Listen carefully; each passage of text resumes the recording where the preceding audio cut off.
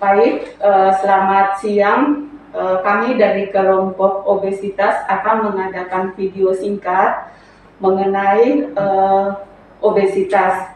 Saat ini saya akan memperkenalkan kelompok kami. Kelompok 1, nama saya Adolfina Siska, dan yang kedua Andres Manampasium, Adonia Dimara, Else Sekikana Sobuber. Baik, inilah nama-nama kelompok kami. Lanjut, kami akan menjelaskan penyebab obesitas.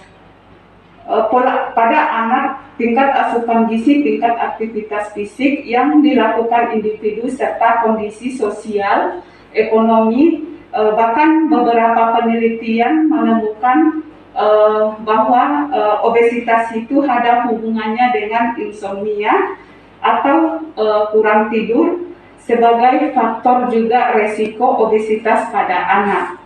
Sedangkan ciri-ciri anak obesitas yang paling sederhana, yang pertama yaitu wajah bulat, pipi tembem, dan bahu lebar.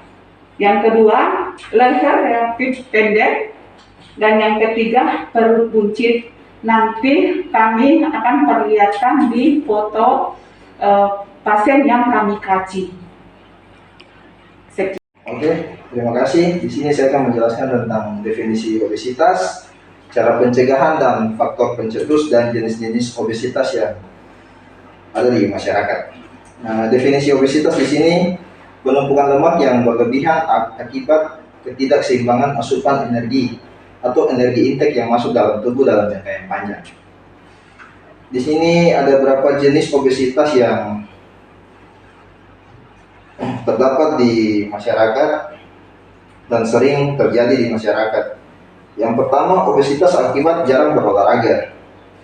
Jadi ini salah satu jenis obesitas yang paling sering dialami oleh masyarakat, yaitu obesitas yang jarang berolahraga, alias tidak ada aktivitas untuk kegiatan fisik.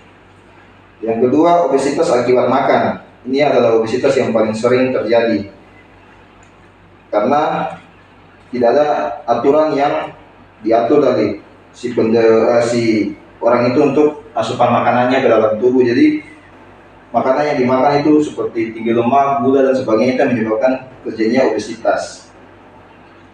Yang ketiga, obesitas vena. Ini sesuai dengan namanya, jenis obesitas ini terjadi akibat sirkulasi pembuluh darah vena yang tersumbat. Penumpukan lemak akibat kondisi pembuluh darah ini bisa dilihat pada bagian kaki dan bagian bokong. Ada banyak hal yang bisa menjadi penyebab pembuluh darah vena tersumbat. Risiko mengalami obesitas vena akan lebih tinggi jika anggota keluarga yang pernah mengalami penyumbatan pembuluh darah. Salah satu penyebab lain tersumbat pembuluh darah vena yang biasa dijumpai pada penyandang obesitas yaitu konsumsi makanan yang berlemak tinggi. Terus obesitas karena cemas. Obesitas ini terjadi kalau orang yang stres, bingung mau melakukan apa, jadi aktivitas fisik, makan jadi tidak teratur. Itu yang bisa menjadi pencetus lemak dalam tubuh meningkat. Obesitas atergonik. Nah, obesitas ini dapat memicu berbagai penyakit bila tidak ditangani, seperti risiko penyakit jantung koroner. Untuk mengetahui obesitas ini, kita harus melakukan pemeriksaan kolesterol, pemeriksaan LDL, sama HDL, sama trigliserida. Karena obesitas ini dia resisten terhadap insulin. Karena insulin untuk merangsang sel otot, lemak, dan hati untuk menyerap glukosa saat yang merupakan sumber energi bagi tubuh utama. Terus obesitas gluten. Dibandingkan jenis obesitas lainnya, obesitas gluten lebih banyak dialami oleh pada wanita yang lanjut usia menopause. Jadi keenam jenis obesitas ini itu diteliti oleh para ahli dari studi yang dinamakan dalam Journal of Public Health. Dibaginya dari 6 jadi kategori dasar obesitas. Untuk pencegahannya, simpel saja, hindari konsumsi makanan ringan seperti junk food dan sebagainya. Terus melakukan aktivitas fisik atau olahraga yang rutin, berpikir positif, sama rutin untuk menimbang badan agar mengetahui bahwa timbangan berat badan naik atau menurun. Mungkin itu sekian dari saya, terima kasih.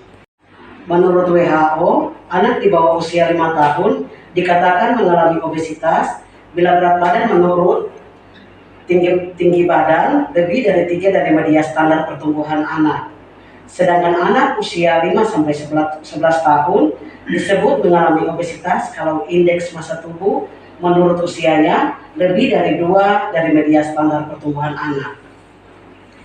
Baik, inilah sekelas info dan video kami dari kelompok 1 tentang obesitas. Atas perhatiannya kami ucapkan terima kasih. Oke, selamat pagi dengan pasien Natalia Watmandu ya. Di sini saya Paman Andris. Saya ke sini tujuannya untuk mengedukasi pasien Natalia tentang obesitas. Ya. Di sini obesitas itu seperti penumpukan lemak dalam tubuh yang berlebihan dalam jangka yang panjang. Nah, jadi faktor pencetusnya itu mungkin karena Ibu Natalia ini stres, konsumsi alkohol kah, atau begadang, makanan yang tinggi gula, atau sama mungkin ada riwayat keluarga yang memang obesitas ada. Oh iya, mungkin itu faktor pencetus yang paling kuat ya, selain daripada makanan atau sebagainya toh. Nah, di sini ada beberapa cara tips untuk menghindari supaya obesitasnya ini tidak bertambah yang signifikan dan lebih parah lagi. Di sini saya sarankan untuk hindari makanan ringan seperti makanan siap saji, toh. Lebih bagusnya itu makanan yang disajikan di rumah dimasak sendiri, toh. Nah, terus aktivitas ringan, contohnya jalan sore, olahraga ringan, toh, senam yang santai. Terus itu harus dilakukan teratur. Nah, biar lemak dalam tubuh itu dia diolah menjadi bahan bakar untuk energi tubuh lagi. Terus paling penting ini berpikir positif. Kadang kan orang kalau obesitas itu merasa minder untuk ketemu sama teman atau apa dan sebagainya kan. Jadi berpikir untuk positif aja biar tetap sehat. Sama ini rutin sih, tapi untuk wanita ya sensitif. Rutin untuk timbang badan biar tahu gitu, oh 2 hari sekali saya timbang badan ini naik atau tidak, berarti saya kurangi makanan yang tinggi gula atau dari mana toh biar stabil badan. Ya mungkin itu edukasi dari saya Bu, yang semoga nanti bisa dijalankan biar lebih sehat lagi ya. Ya, terima kasih. Iya.